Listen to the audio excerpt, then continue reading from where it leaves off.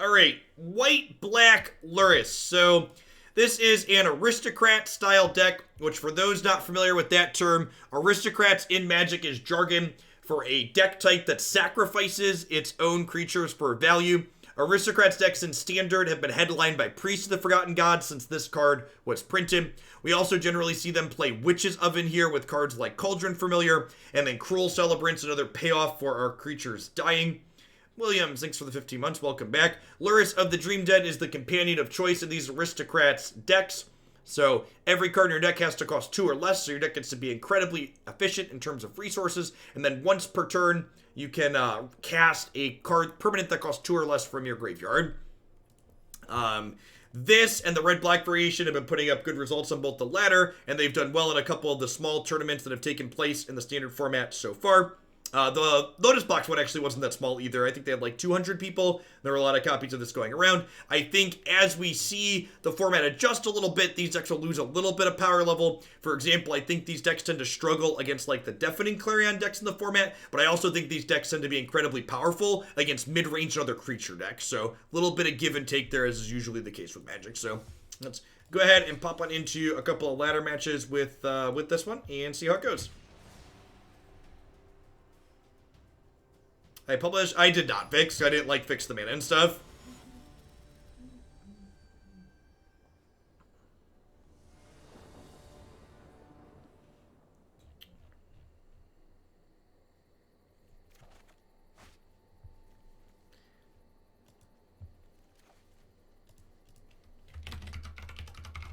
Something that you should know about this stream is while I do tend to sometimes make some small changes to decks that people get played, by and large, the most part of what we play here on this channel, unless I mention that it is a build-around submission, our viewers submitted deck lists.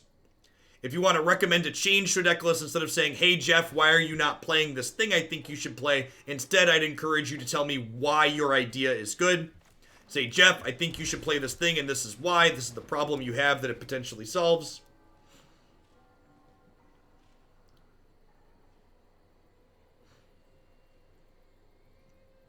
Fiend Artisan is interesting. With Digger's Cage getting more and more play, that card stock feels like it goes down a little bit.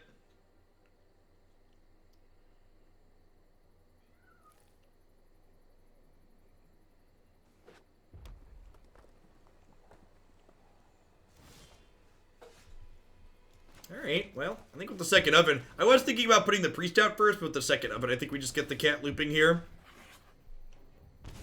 Get our licks in that way. Oh no! My Winota! Do do do do do do do do do do do do do do do do do do do. Oh god, we're about to get super punked, aren't we?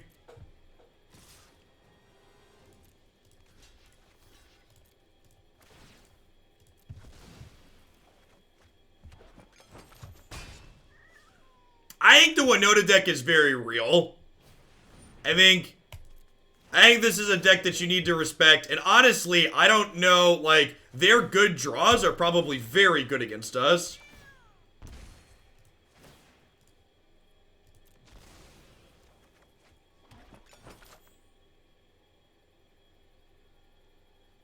Hey, GRN Street. Thanks for the prime sub. I appreciate that. Well, going, I would not play less than 4 Gem Razors in the last deck.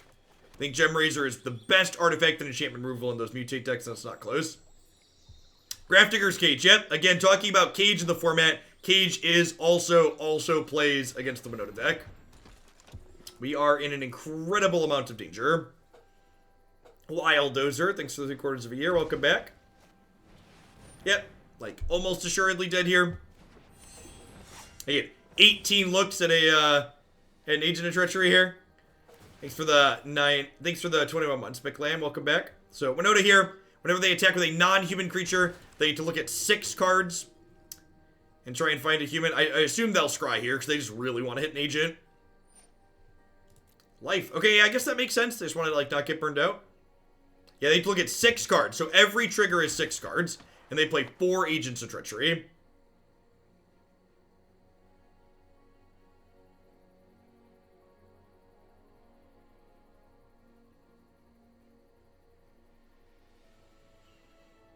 Yeah, we just can't win, right?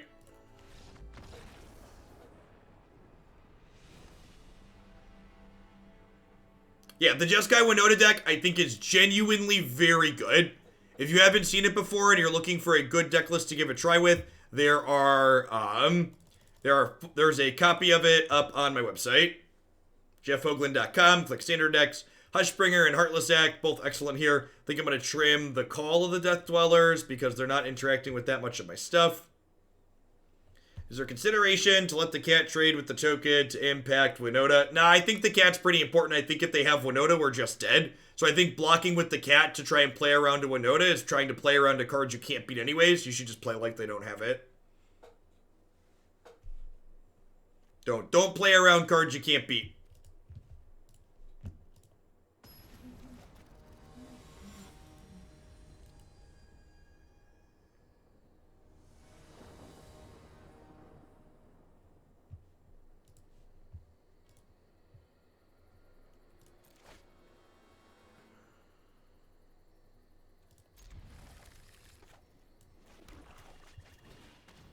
So they'll still find friends with Winota, but they won't take our stuff at least.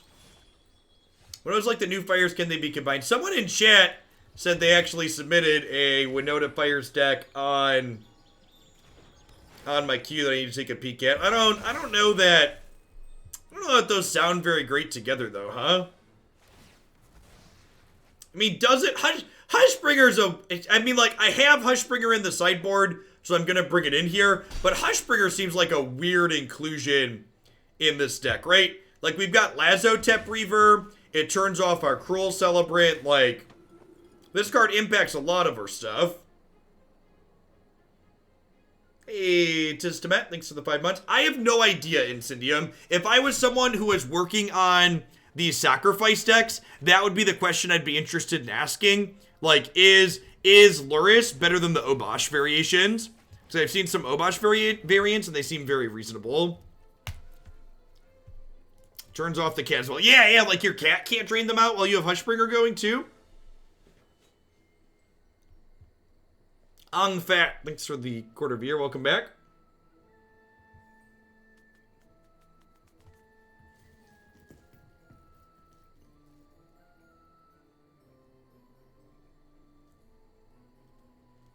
Yeah, I agree, Nyreed. I feel like there's a good chance that whatever you're doing with Fires is probably going to end up being worse than the Cavalier Fires deck.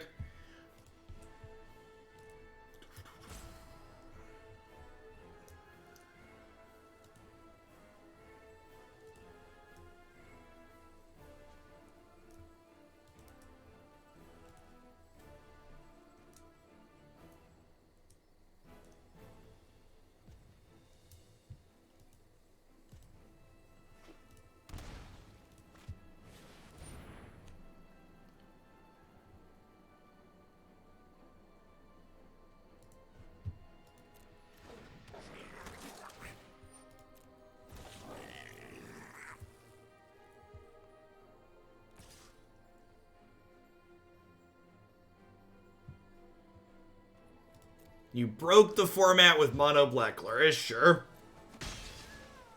I would heavily encourage you to stay away from claims like I broke the format. One of the things people really don't seem to understand is that, like, most of the decks people play in early formats like this are bad because people like to build things that have fun. Incubation's an interesting inclusion. It's a good way to help you find your Winota, huh?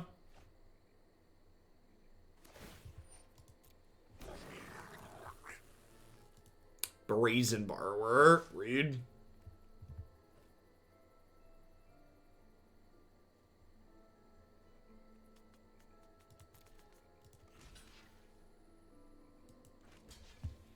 How would you classify just go Winota? I don't know what MTG Melee's terms are. Encounter any successful Fiend Artisan deck. Some of these Lurrus decks play Fiend Artisan.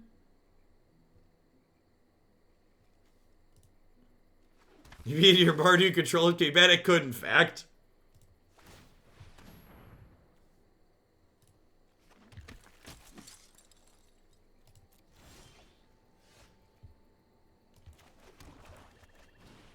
Whisper, whisper squad. Do do do do.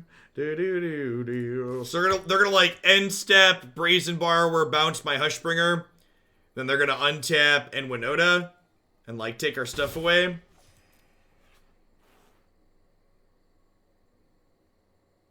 Although I guess they missed a land last turn, so they need to draw a land for that to be possible. So since they're targeting my token, we'll just sack the token, which kills their borrower. Because their adventure spell does not resolve, so it just goes to the bin. Is Hushbringer just for Agent? It technically turns off Charming Prince, and they play the 2/3 flyer as well. But yeah, mostly Agent of Treachery. It's up Fibblethip too. Yeah, that's true. I forgot about Fibble Defib.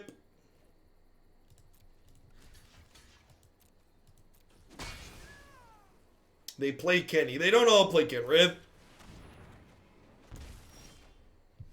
Oh, yeah, I can't wait to drain them out with my Cauldron Familiar. Oh, man. Oh, man. Hey, at least it saves me the effort of having to activate these ovens every turn, right? The real hero is Hushbringer stopping me from having to activate these ovens.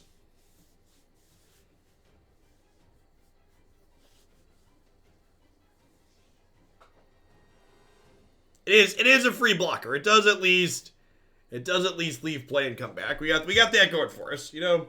It's the little things.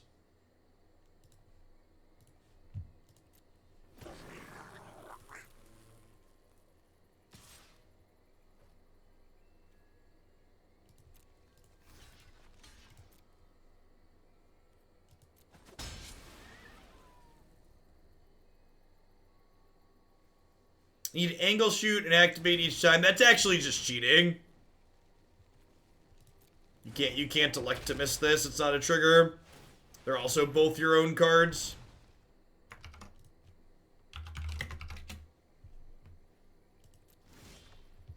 Welcome back, Herring.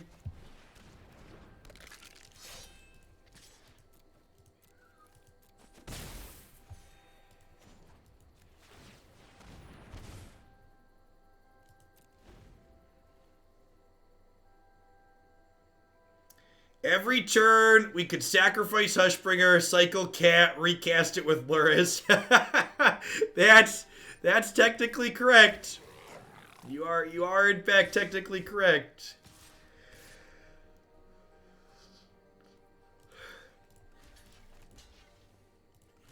All right, opponent. If you want to go through these motions, opponent, I will go through these motions with you. But neither of us are going to go anywhere particularly quickly going through these motions.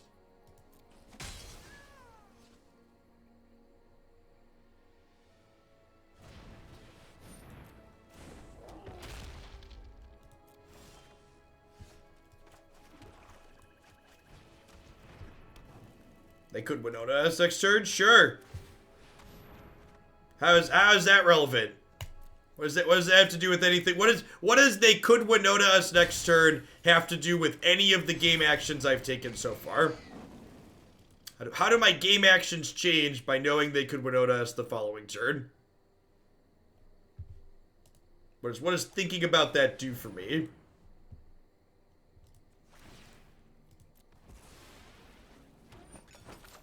You just tried to give wizards money in the store crash. They're just trying to save you from yourself. Have a little self-control. Come on. Yeah, I was referring to them attacking into my cat oven, Percy. I was not implying they should concede. I was implying that attacking with Bone Crusher is silly because I have a free block.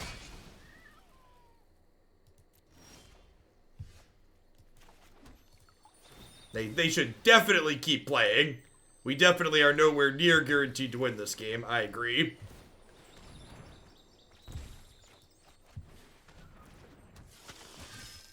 Hey, I can draw. Hey, chat, remember that time I cast a spell and activated 2 black castles? Pepperidge Farm remembers. Pepperidge Farm remembers. Probably because the Hushbringer is keeping the cat from killing them.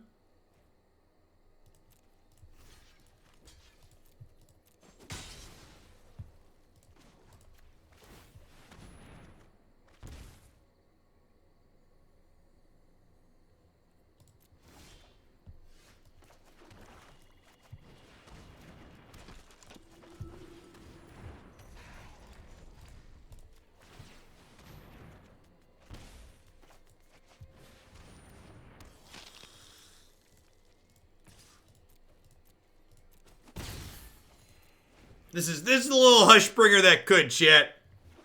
This is the little Hushbringer that could. My Winona, do do do do do do do do do do do do do do do do do. Do do do do do do. They're dead next turn though, so like this doesn't matter. Unless they have something real nifty, they're dead. Yeah, I'm gonna sack the Hushbringer after they get their triggers here. Like they'll do their thing. None of their things that they get will have entered the battlefield effects, and then we'll sack the Hushbringer and we'll start. We'll kill them with Cap plus what's it called?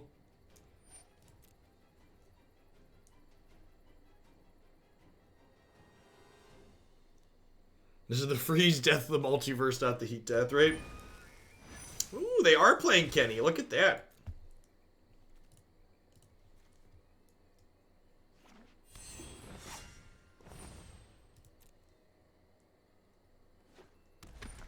Is there any way we don't win next turn? I don't believe so. I believe they're on what we refer to as the zero outer in the biz.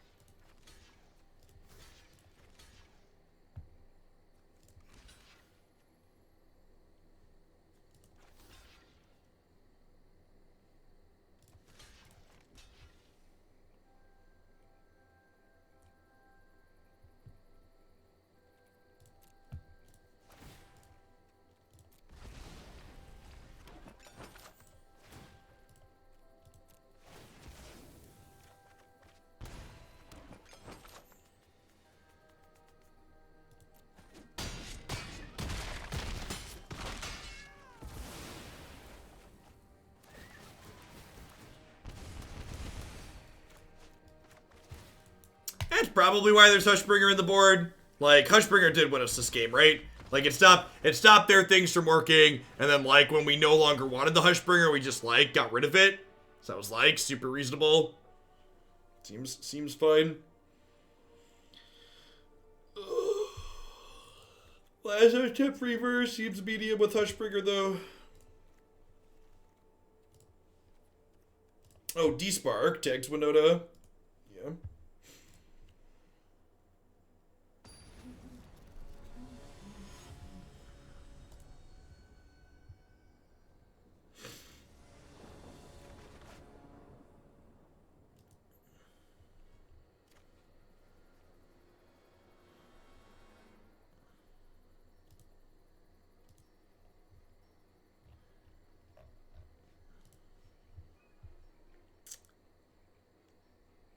Sure.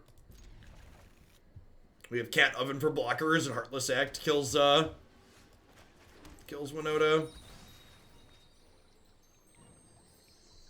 Yeah, probably similar idea in the Mire, just like turns off their stuff until you're ready for your stuff to be on, and then you sack your own thing.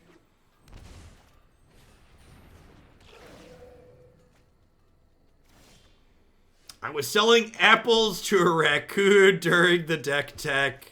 What's the epic downfall for? It's for killing Winota.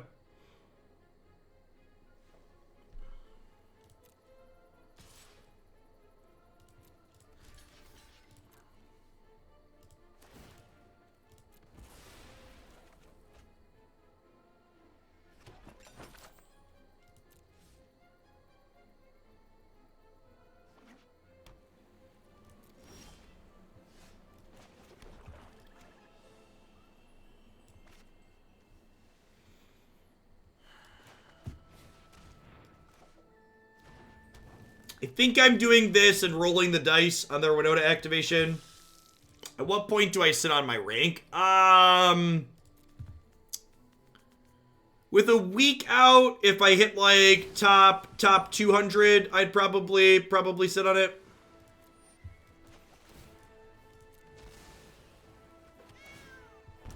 But in what matchups are downfall better than the first act? I have no idea. Why is 3-mana Teferi still legal? Because Wizards of the Coast hates fun.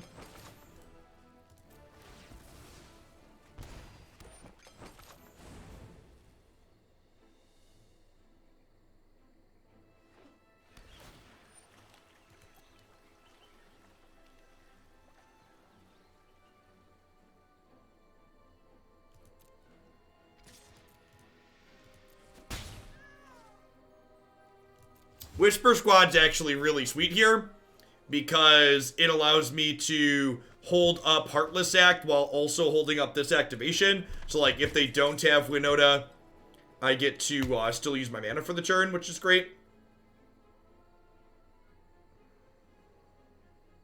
Hey, Lurrus, thanks for the 19 months. I appreciate that. Welcome back.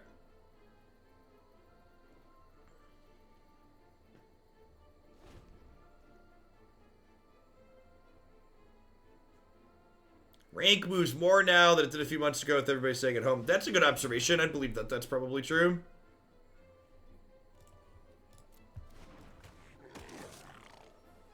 We killed this war boss, I think.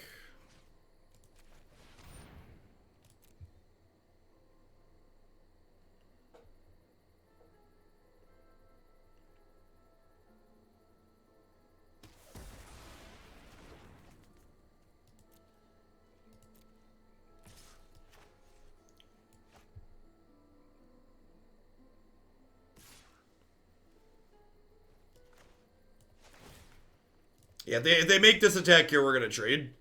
Because we have the extra food from the Aristocrat.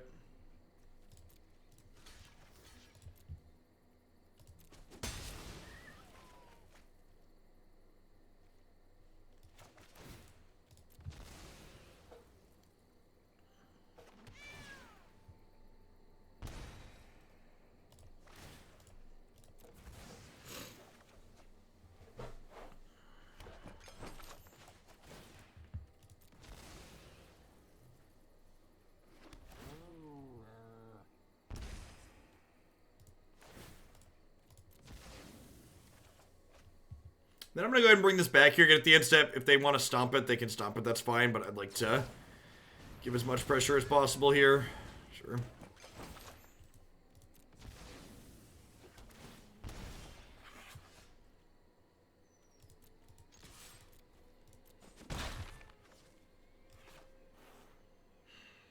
They don't have any creatures in play yet for Winota, so I think I'm going to go ahead and just play both of these out.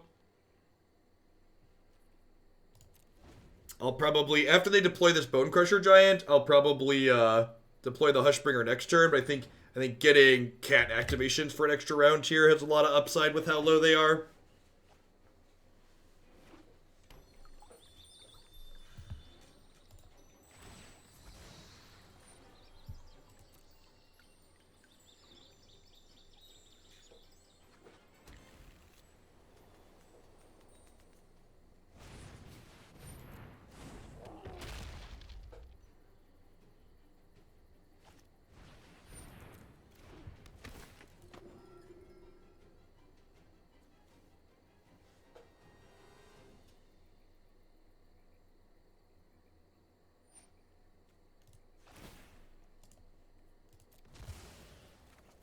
The end of last month, someone dropped 400 spots overnight out of the top 1,200. Sure, but the higher you get, and obviously it's different every season. But the higher you get, the harder it is for you to fall. The lower you are, the easier it is for people to climb past you.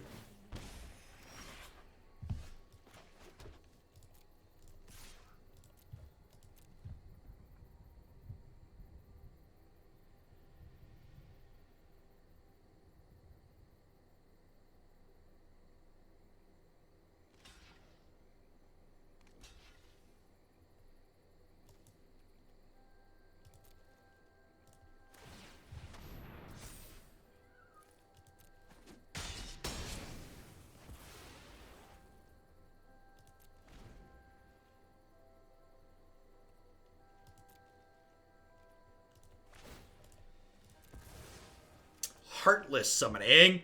Heartless Summoning would be a really good one. That's a sweet card. That's a sweet build around. That's what I hadn't thought of. I think if HA3 included sweet cards from Innistrad, that would be great. Like, skip over the Gristlebrands and, like, the Lilianas and the Snapcasters, but, like, things like Heartless Summoning. Original Innistrad had a lot of really good designs in it that I would love to have in Historic that won't be coming with Pioneer. What's another good one? What's another good one? Garrick Relentless, Huntmaster, Delver of Secrets. Yeah, I think all of those types of things would be great non-Pioneer cards to bring to Historic. Gravecrawler. Yeah, those would all be like I think not including Innistrad in Pioneer was actually a really good decision. Like I think that was a good choice overall. I think Liliana the Veil's probably too pushed.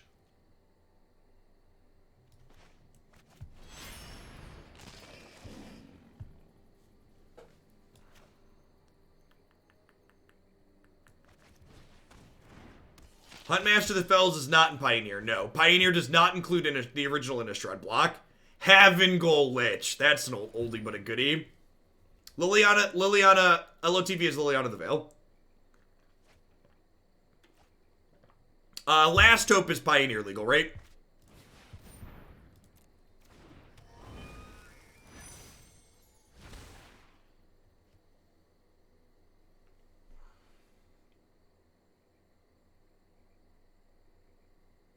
If I sack my Lurrus here,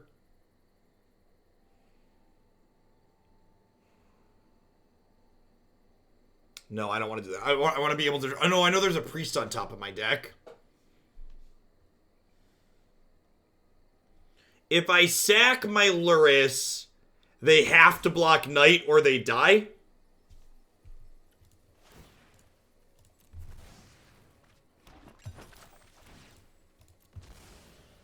Because this does 2. And then it could do 2 more next turn. So if they don't block the Knight, I put them to 2 and then I kill them.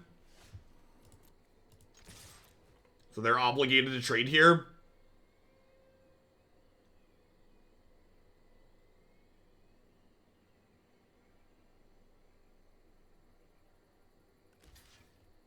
So I have to take Kenrith off the table before they start gaining life with it. Otherwise, I just can't win.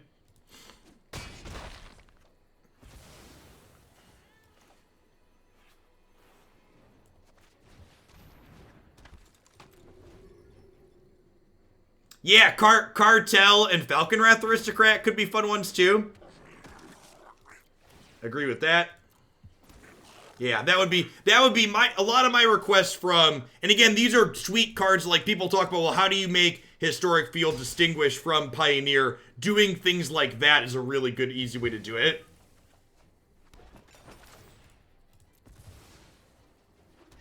Are they dead? They're pretty close to it, right?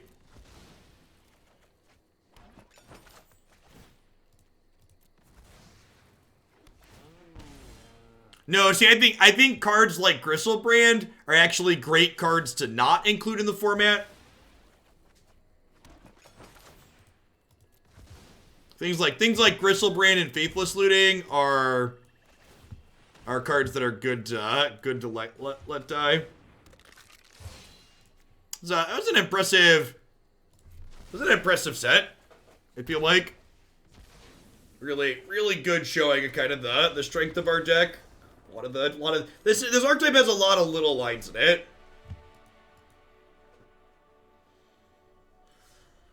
I think I like the suggestion of the 3rd Heartless Act over the 1 Epic Downfall, though.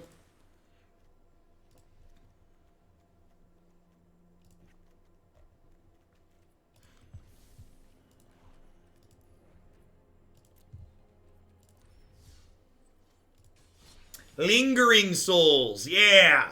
Yeah, let's get some Lingering Souls in Historic. It's another good one. Innistrad had so many great designs in it. Let's just grab all the sweet ones and put them into Historic. That would be great. Speaking of, what are the odds Wizard of the Coast gives us a date anytime soon for HA3? What do we think? Anytime soon? Any chances?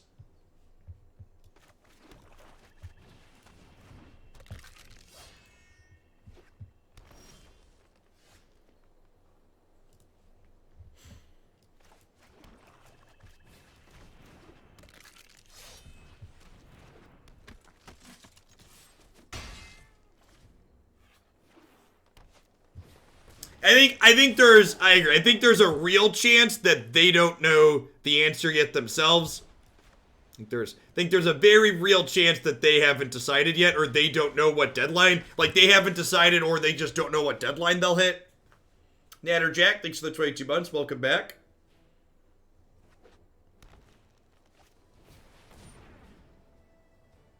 I agree, Mega Vega. I have a lot of hope for the future of Historic.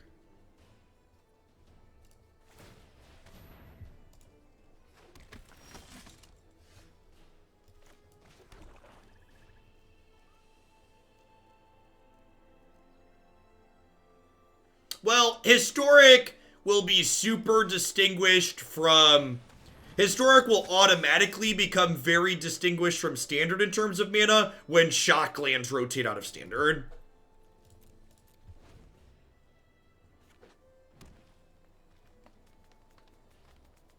Yeah, HA2 had very little notice.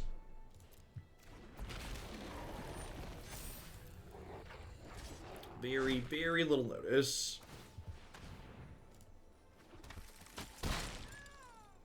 How many Whisper squads would you play if you could play any number? I don't know. It's a good question. More than 4. 6, 7, 8, maybe somewhere in there.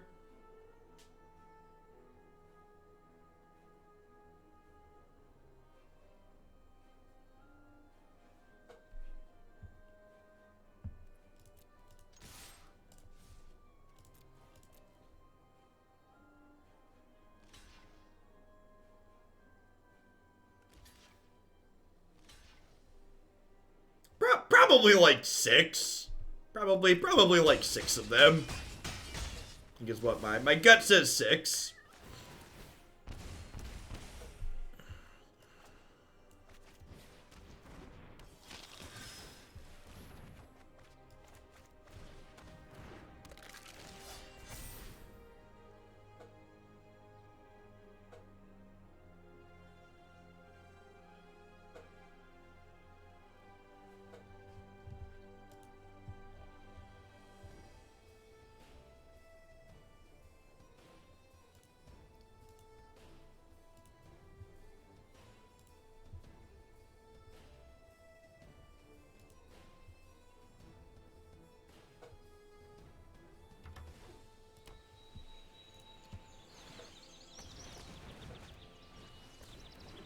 I think it would have been better to hold up the night activation instead of picking up Gutterbones. Why would you hold up the night activation? What are you hoping to avoid or prevent or change by holding up the night activation? You want to trade with one of their threats here?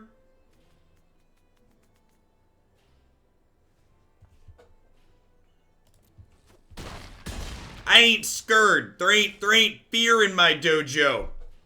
When you let the fear in, they win, chat. Don't let the fear inside. Don't be scared.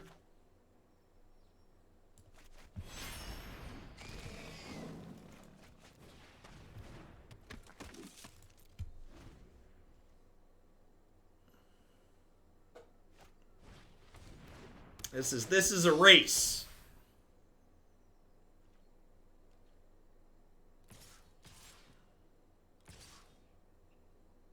Well, I'm super surprised they are attacking with Gemrazor.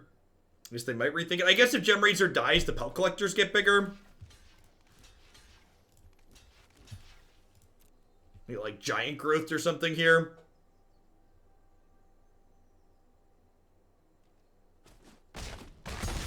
I actually think Leyline is better against the Lurrus deck, but Cage does more in other places.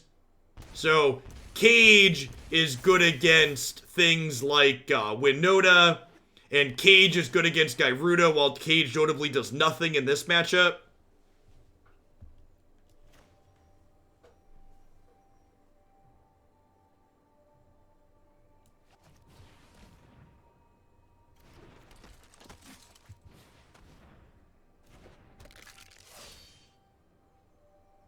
Alright, now I think we have to start holding up the night. 5 lands up here as well.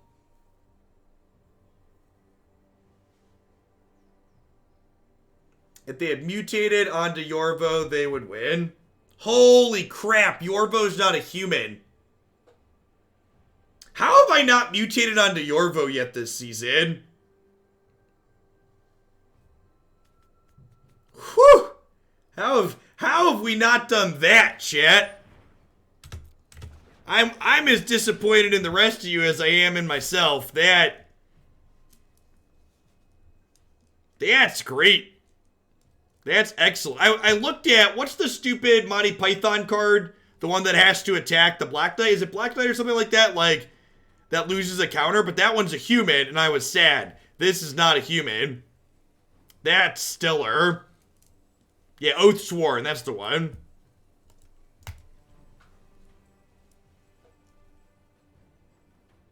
Mostly green mutate. Sounds sweet.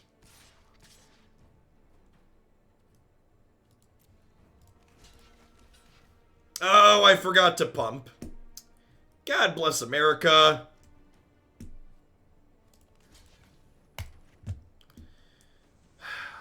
Well, poop.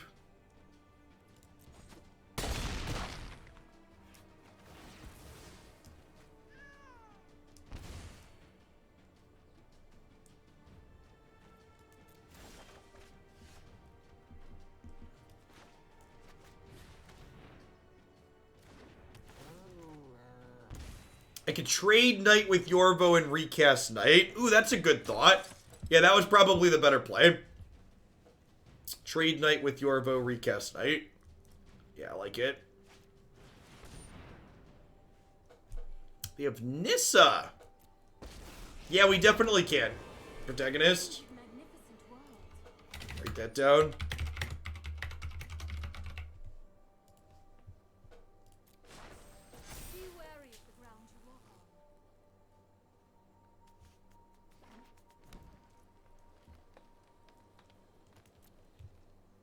I think the Winota deck is very good. I agree.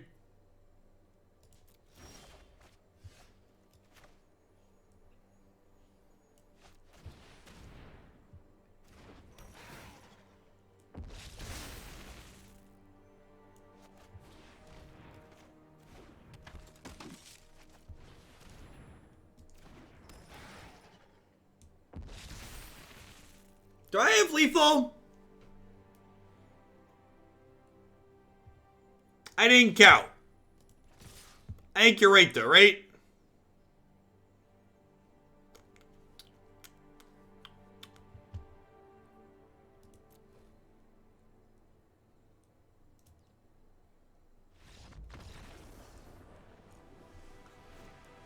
I had just played 2 of those creatures, so we didn't have lethal the previous turn. We definitely had lethal there.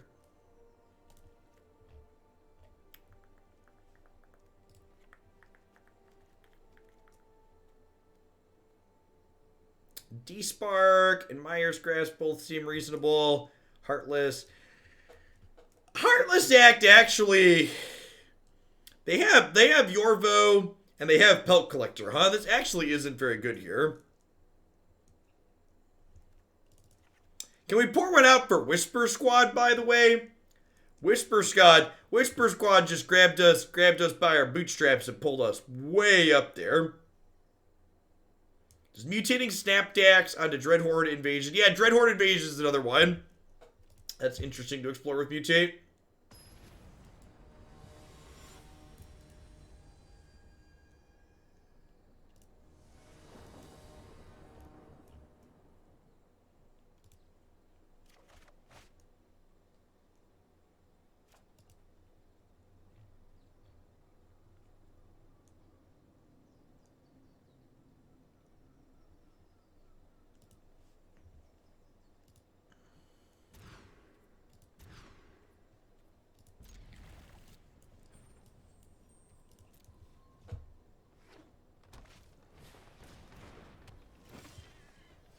You want to bring in Hushbringer for Yorvo?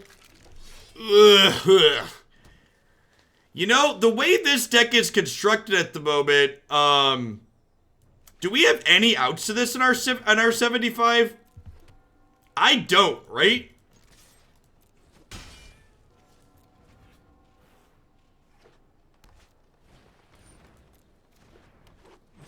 We have Heliod's intervention. Okay. The intervention is definitely an out.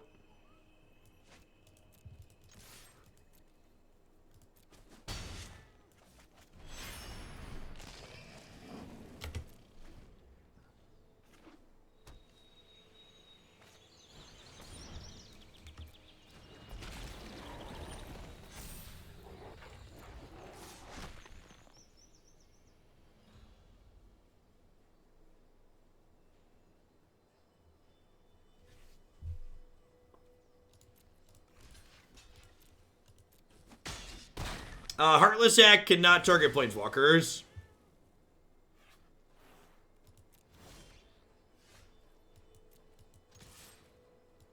It does kill Nissalands.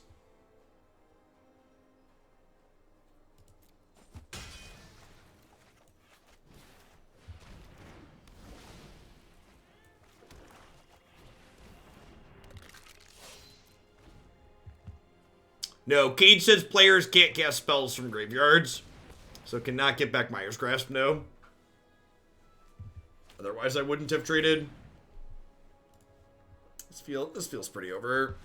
Let's get some answers to Cage in my deck.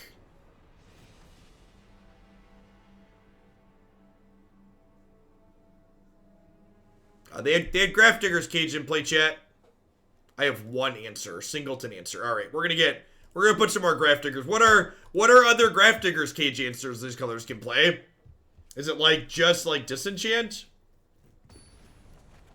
Thanks for the 3 months, Dylan. Duress is not a Grafdigger's Cage answer, chat. Stop it. Get some help. Oh, we'll just play Banishing Light. Let's just play Banishing Light, chat.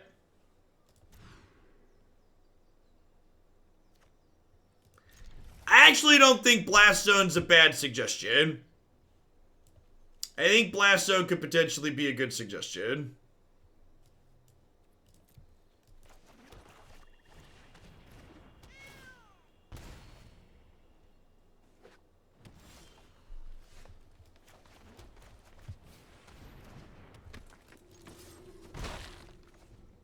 Oh, I can't play Banishing Light with Lurrus. Damn it.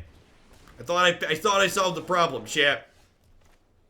I mean, I was testing you with my companion, and some of you passed. Some of you realized what was up.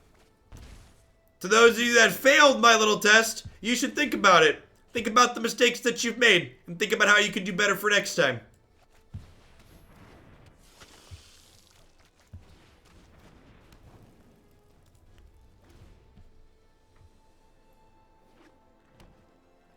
I was testing people. Did you not listen to what I just said?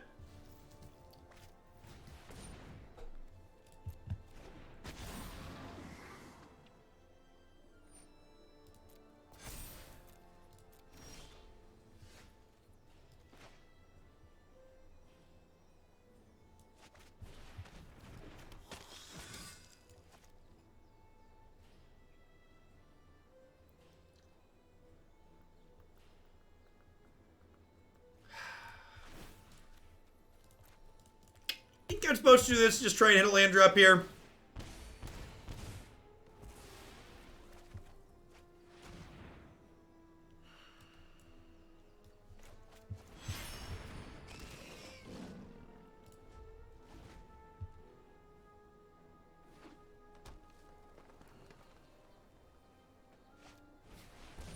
Not surprised another Hydra after they played out the first one so aggressively. We do at least get to start looping this. Wait, do they just fight that instead of the Lurrus? So I get to just recast the Priest down? They didn't fight because it was a 1-2, for people asking why they didn't fight. Because it wasn't big enough to kill anything. Yeah, I think they forgot about this.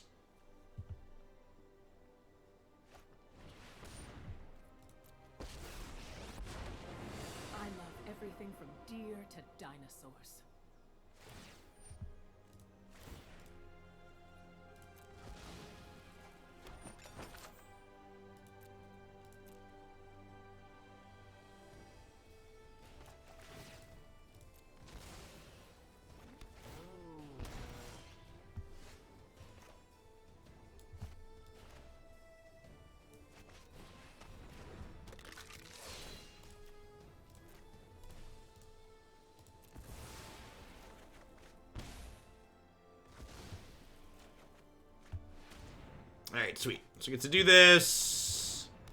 We get to do this.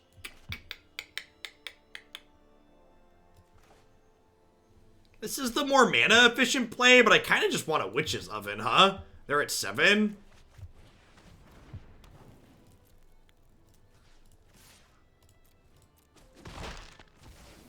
Back to the woods. Back to the woods.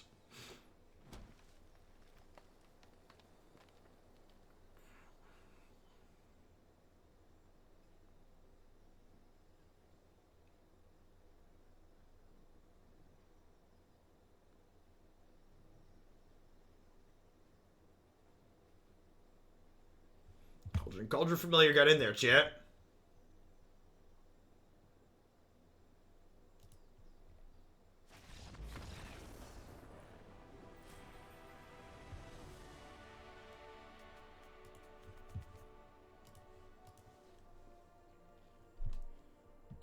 All right. What are... There aren't really any... There aren't any cycling disenchants, are there? The cycling disenchant is green.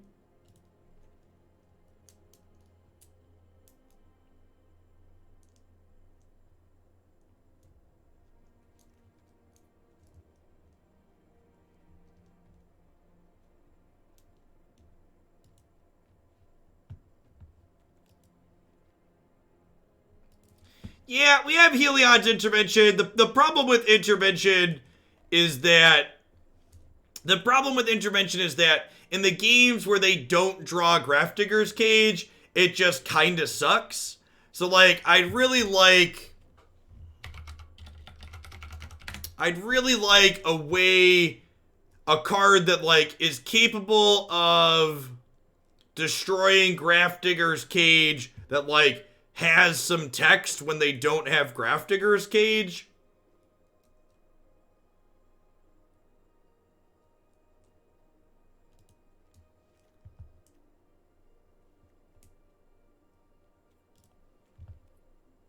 Can I play this card? Is this silly?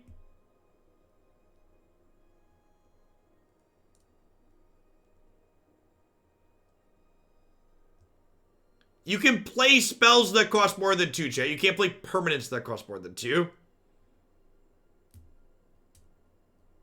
Yeah, I know it costs 3, but, like, it has text, right? And, like, it can trip, so, like, when they don't have Cage, it, like, destroys... Again, this is, like, exactly what I want. It destroys... It's a little bit more expensive than I want, but, like, it destroys Cage, but it does something when they don't draw Cage. So, basically, you can board this card in every matchup and be okay with it. It's cycling adjacent, yeah.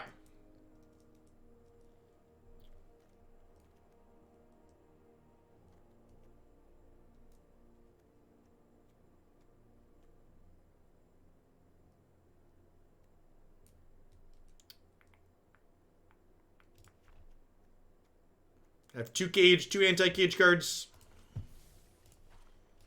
Could even go up if Topple feels okay. Could even say playing a second.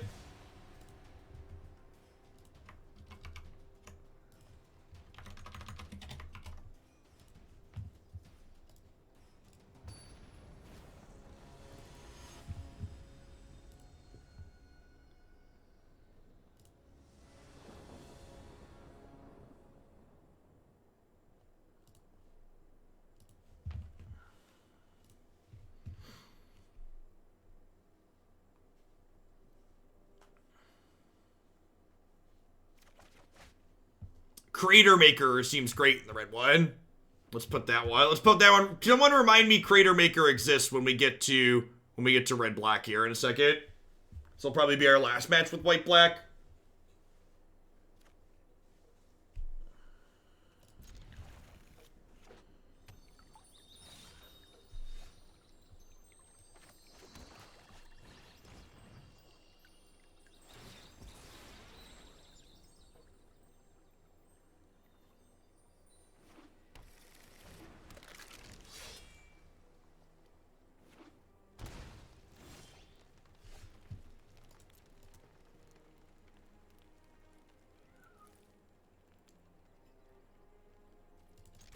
How's white-black done so far?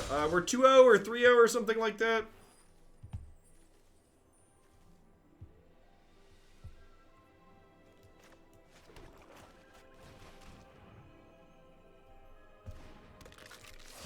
Yeah, red's got a lot of shatter effects.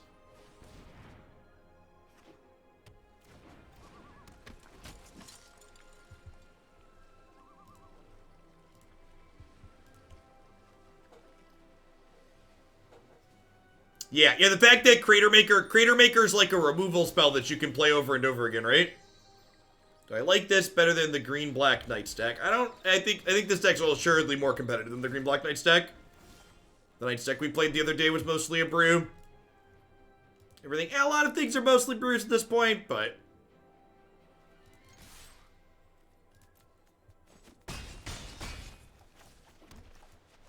So we'll do this, it'll get a counter, we'll pass, we'll activate Whisper Squad at their end step.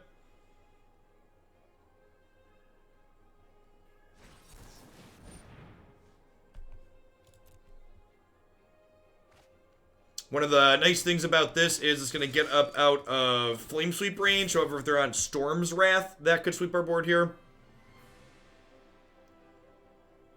This is definitely a Duress matchup. Dire Tactics has been super impressive. Yeah, you said you're playing the Niv deck, right, Rutherford? That card was very sweet in that when we played it yesterday.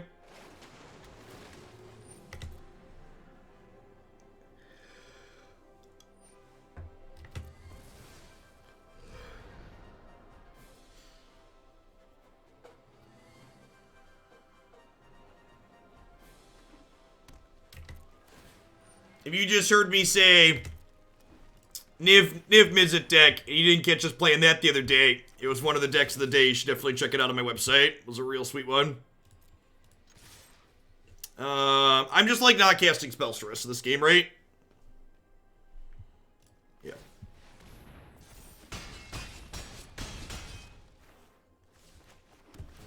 Not until they clean my board out.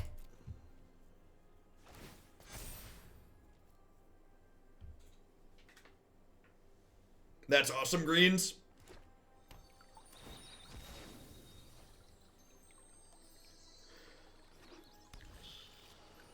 Great.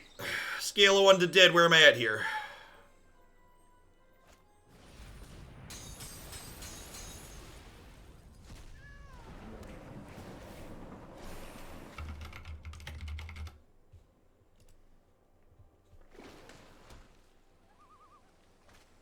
Should have waited to pump in case they had Storm's Wrath. Maybe post-board, game 1, I'm not playing around that. I just want to kill them.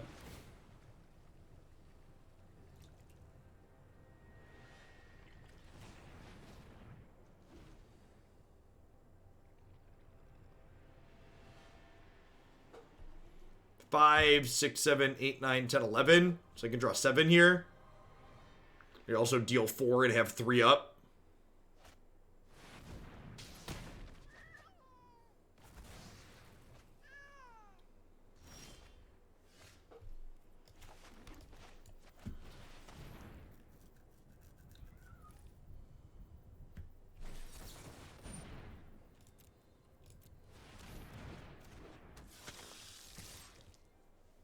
So they go to 1 here.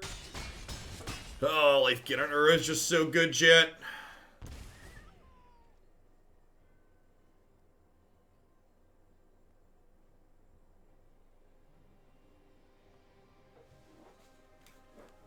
I need to BRB for a moment.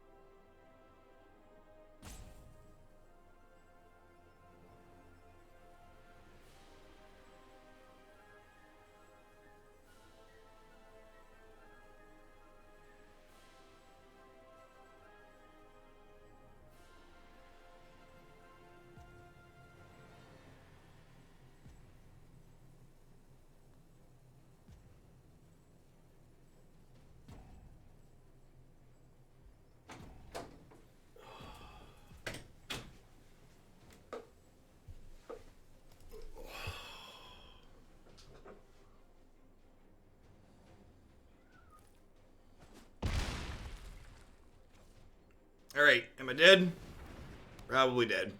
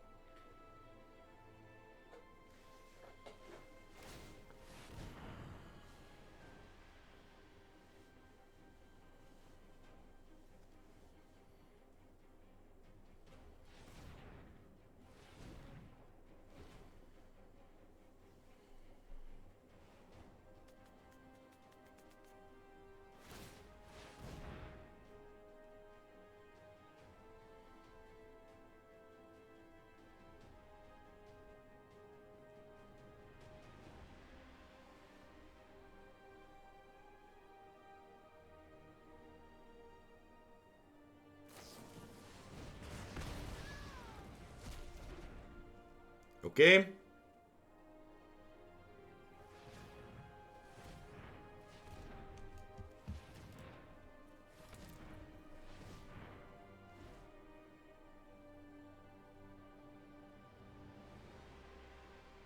Thanks, go to Scoopstep. I appreciate the 24 months. Welcome back.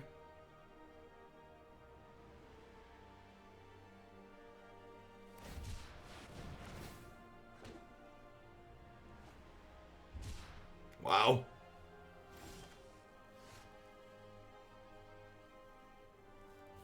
Uro is super busted, chat.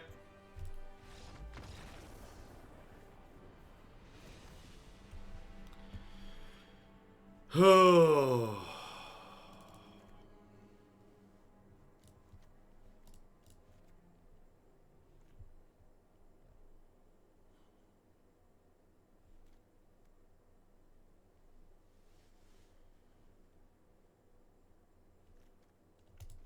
Uro is better than Oko. Yeah, I think in a lot of situations he is.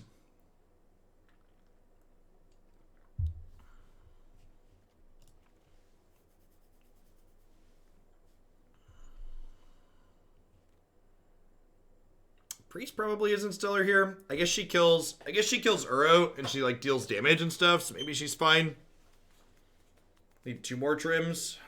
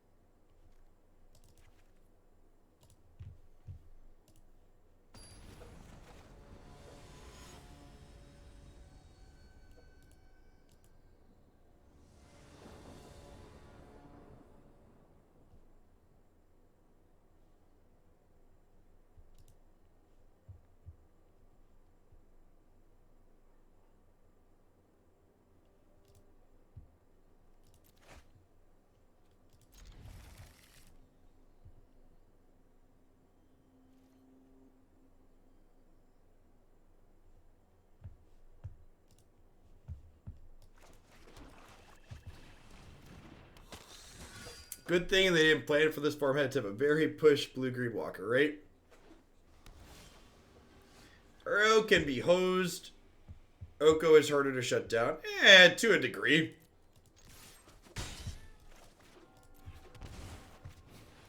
I mean, like, Oko just dies to Doomblade, right? Uro does not die to Doomblade. Uro requires more specific answers. Like, I think Oko, in large part, is a product of the format. The format that he was in. Like, Oko was a card that, like, saw play with Veil of Summer, right? Yeah, turn 2 Oko is a problem to a degree, and Veil of Summer is a huge problem. And once upon a time, making turn 2 Oko more consistent is a problem.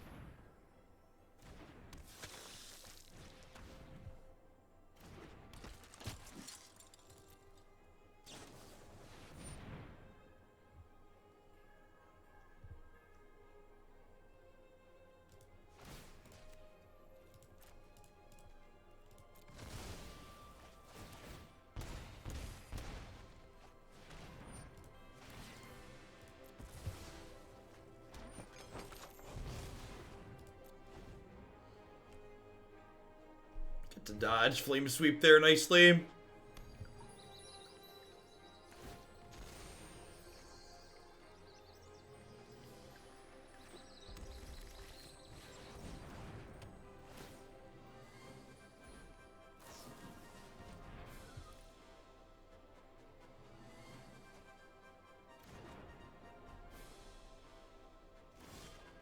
Zero percent chance of that happening, McClam. The number of games you need to play to, like, come to conclusions like that is just an incredible amount. Far more than I'm going to play here today.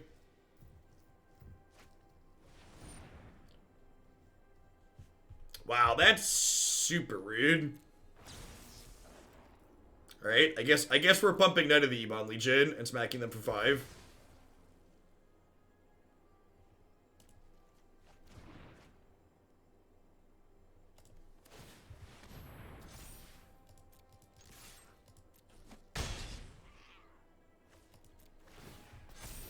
That's gotta be wrong. No, I messed that up. I should have taken their Expansion Explosion. They're gonna have way too much mana. They're gonna have 10, 11. Yeah, I just fucked that turn up. I should have taken the Expansion Explosion and then left up 3 mana for the Knight. I didn't stop and count how much they were gonna have with the second Reclamation. I just didn't process it.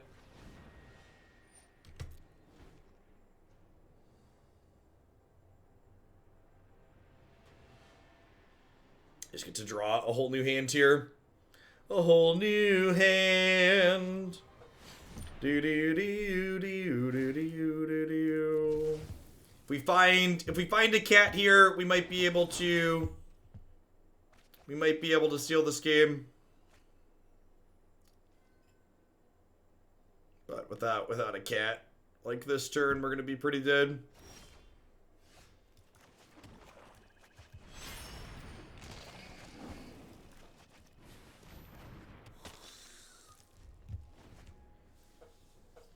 Messed that up pretty badly. Probably a pretty strong favorite to win if I take the Expansion Explosion.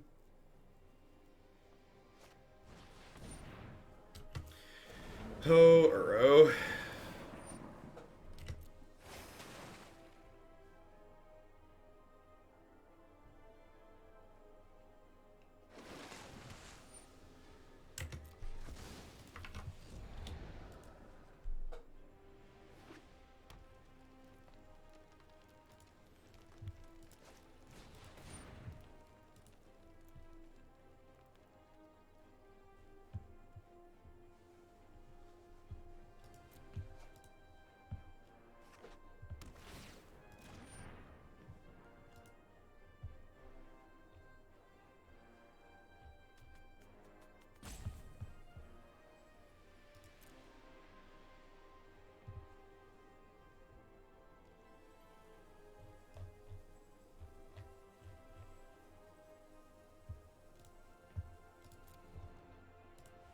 Deck of the day, the blue-green Genesis deck.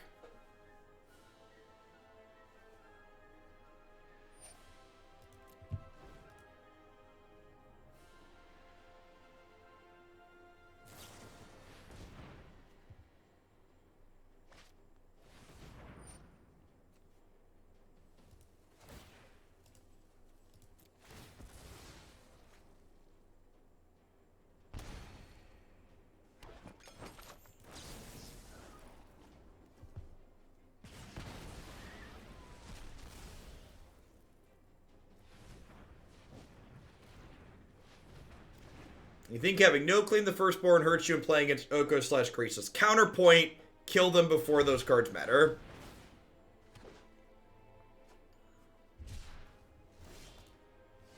People get so caught up in, can their aggro deck answer these big plays? Like, you're playing the wrong deck if the question you're asking yourself is, how do I answer my opponent's big plays? If you're interested in answering big plays, don't register an aggro deck. Thanks for the 13 months, Snugglebear. I appreciate it. Like, you're right. Those cards are good here. In this specific instance, a card like Claim lets you steal games. As for what's ideal, like I just said to someone who asked, I have no flipping clue. Number of games you need to know to speak to things like that with certainty is incredibly high.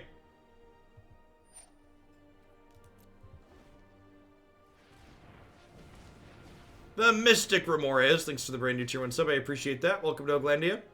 Been a good one wherever you're at. And this game we lost because I took the wrong card with Duress.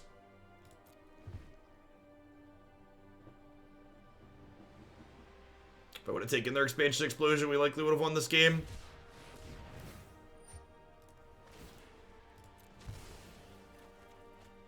Should our aggro deck be a control deck instead? Asking the questions. What if we played a control deck?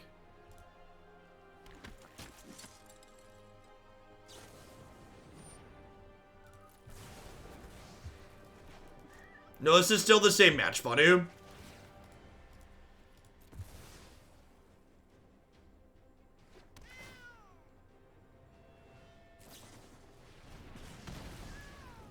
And again, believe it or not, me letting my opponent draw 7 cards was a mistake. Let's try one more with this. And as is always the case with the arena ladder, you win one, you gain some ranks, you lose one, you lose more ranks than you gained.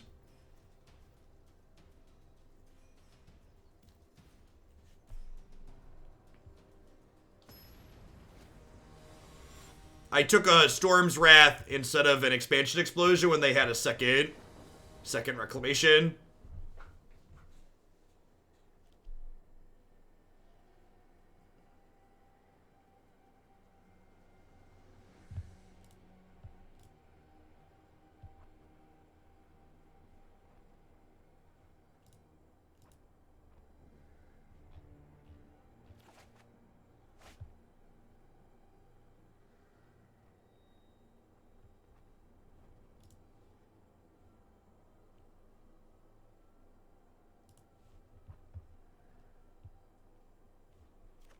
I think Niv had mentioned in chat that they've been playing a Yorion, what's it called deck? Yorion Doom Foretold?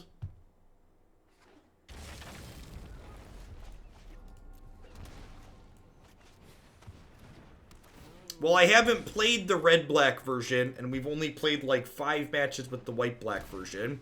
Just to be clear, and again for people that are new to the stream and aren't familiar with the way that I do things, anybody that's expecting me to come away from playing 5 matches with both of these decks or 6 matches over an hour and a half with some type of strong opinion on which of these two is better, you're gonna be really disappointed. This is not a hot takes channel. We're gonna hang out, we're gonna talk about some things that seem good and some things that seem bad. But like, especially when you're working with decks that more people have worked on, like, there's no reasonable way to give the amount of games that you have to play to mitigate the myriad of variables.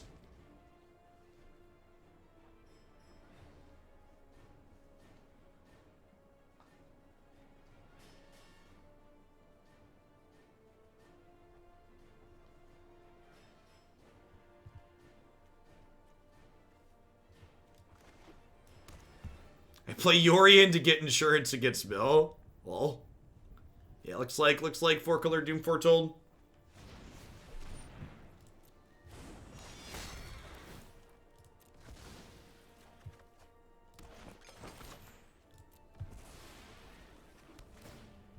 Open hit an untapped land tier.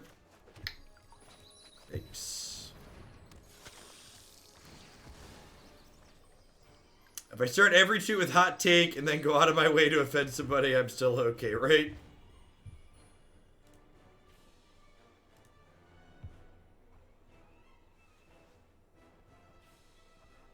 All 8 of the top 8 decks in the Magic Online Pioneer Super Qualifier played companions. That's a number. That's a number.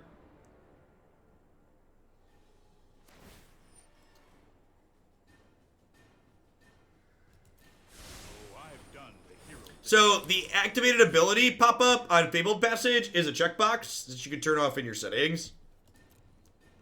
Thanks for the 2 months, Alex. I appreciate that. Welcome back.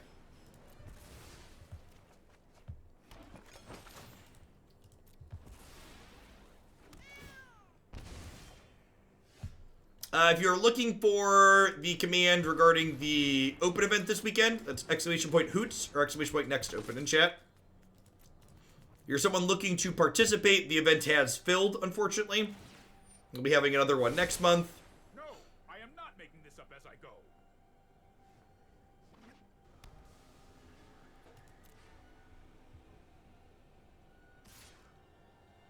There is a small chance that players drop or don't show up the morning of when we get to sub some people in, but no guarantees on that. We are capping these tournaments at 256 players to keep them to a semi-manageable number of rounds.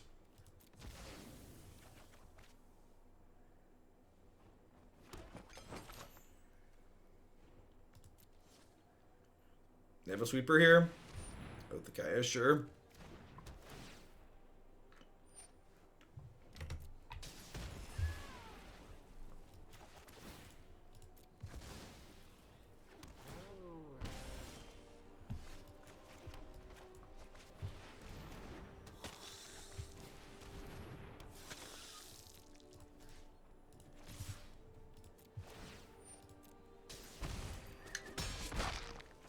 So they're going to play this and blink these this turn.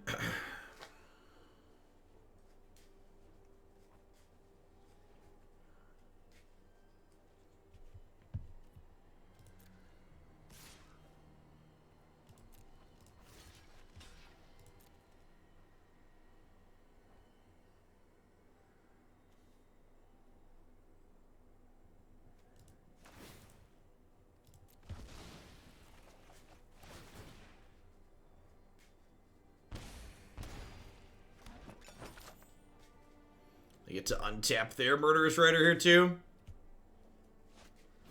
We ensure 2-day events to have higher caps. That's not feasible. Maybe if we're filling weeks out.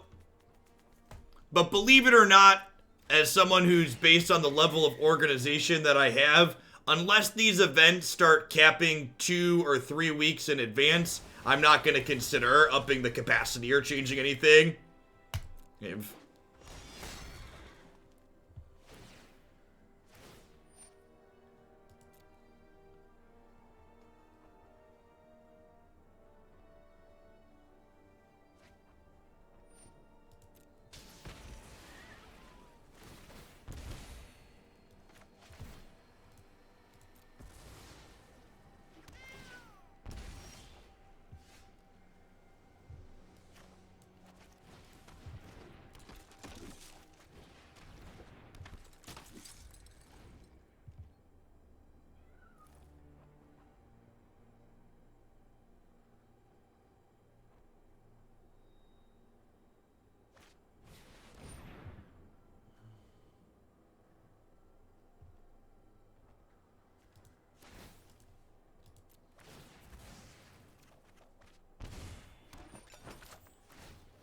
And like I said, when we were playing this deck to start, this archetype seemed very promising at the start of this format, but I think this archetype is very exploitable.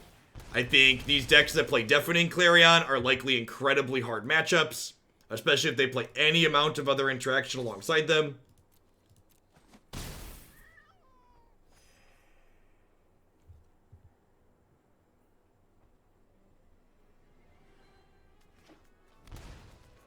As far as expanding the events go, I think the big test in my mind will be how big the historic event is next month. If we cap non-release weekend events, I'll consider expanding to 512 players, so that does only add one more round for double the capacity.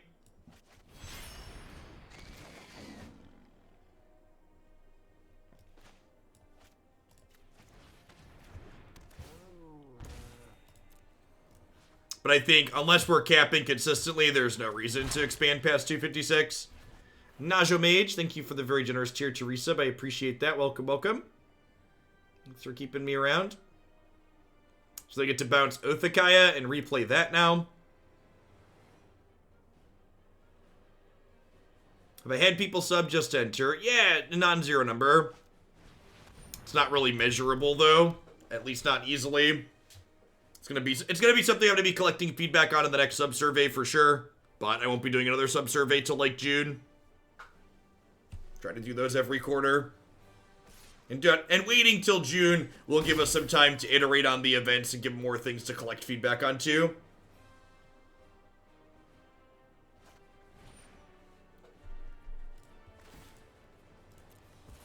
Really surprised they didn't bounce Yorion before shattering here.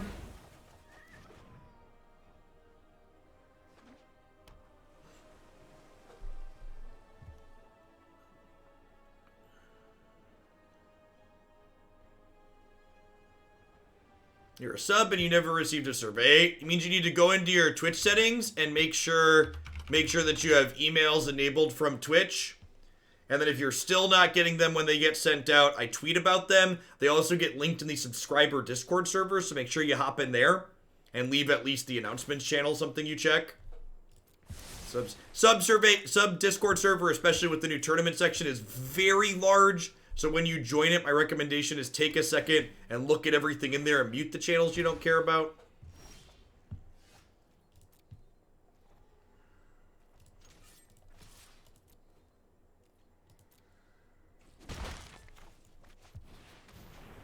It's a big server at this point. There's like over 1,000 people in there now, which makes sense. We have, like at this current point in time, we have almost 3,000 subscribers, so about a third of the subs in the server makes. It's pretty reasonable. Agatha, thank you for the brand new tier 1 sub. Speaking of, welcome to Oaklandia. My optic, thanks for the 5 months. Yeah, I think Div missed a couple of small percentage points here, and even then, it's not looking like it really matters. Like I said, I think their deck seems like it does a very good job of exploiting what our deck is able to bring to the table. I think the kind of grindy aspect of our deck doesn't really have staying power as the game goes on against something like what the opponent is doing. Like, part of the appeal to this, like, the Lurrus aspect of this deck is you're supposed to be able to grind a little bit more, but, like, the opponent's deck just doesn't care about that. They just do it way better than we do.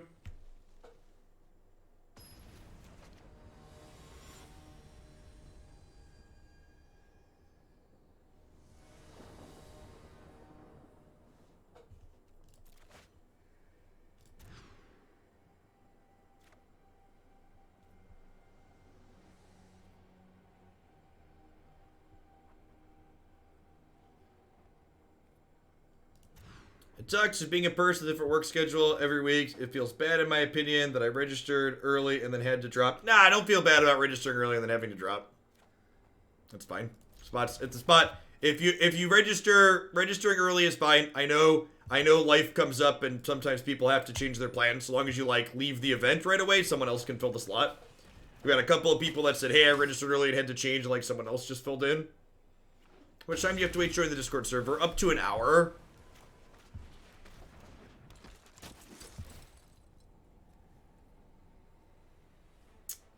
I'm just keeping anything that's a spell here. The Oratog, thanks for rolling out some sub-gifties. Hope you're having a wonderful Thursday wherever you're at in the world.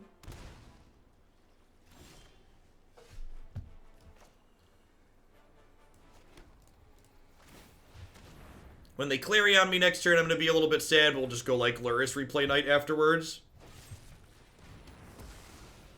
Sure. Really wanted the 50 gift subs badge. Perfect.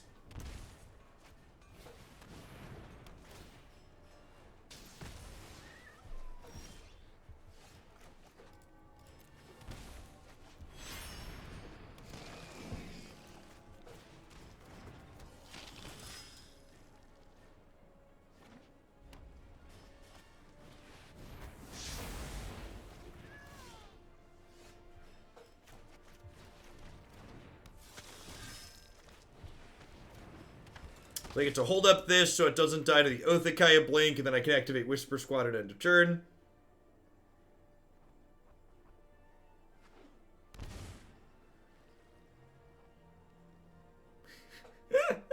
Welcome, Barcode. Welcome to the full Hoaglandian experience.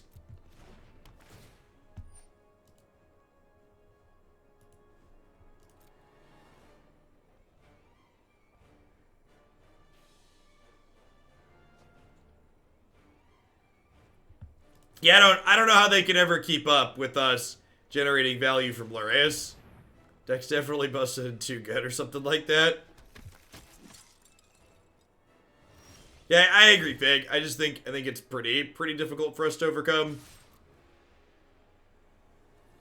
Unfortunately, I again don't want to pump the knight, because if I pump the knight, they get to play Yorion and blink this and kill the knight next turn, which I'd like to avoid.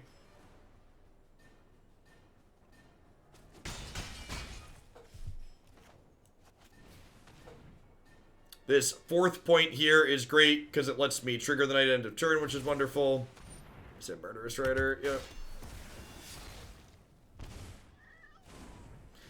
Yeah, the fact that you can't play more Lurrus in your deck kind of sucks. You get to play Heartless Act, which is similar. Not quite the same.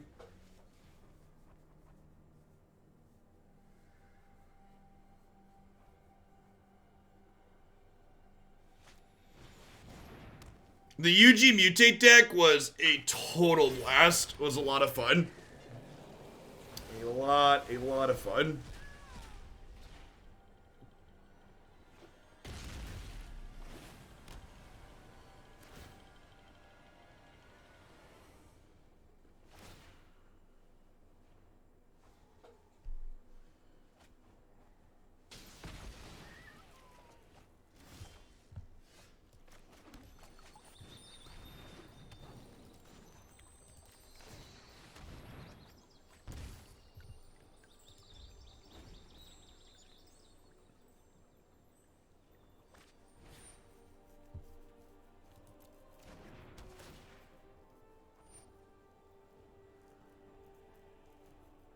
I think Yorion's super worth it as a companion. Being able to blink fires with Yorion as your second spell for the turn, and then cast more spells from your hand is incredibly powerful.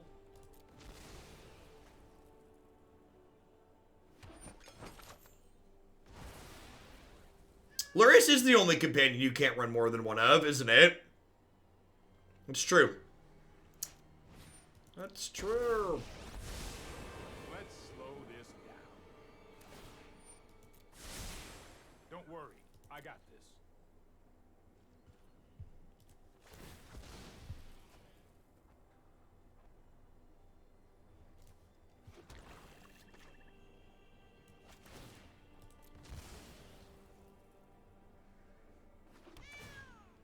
Sure, that's what we mean, Charles. Every other companion satisfies its own requirement.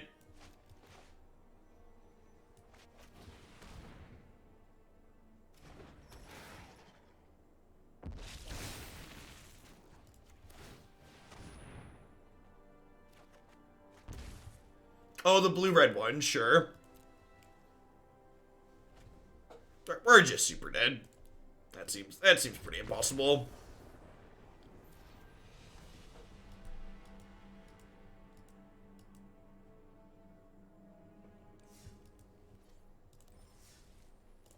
I don't know. I'm interested to see how the black-red deck feels. I think this deck is fine.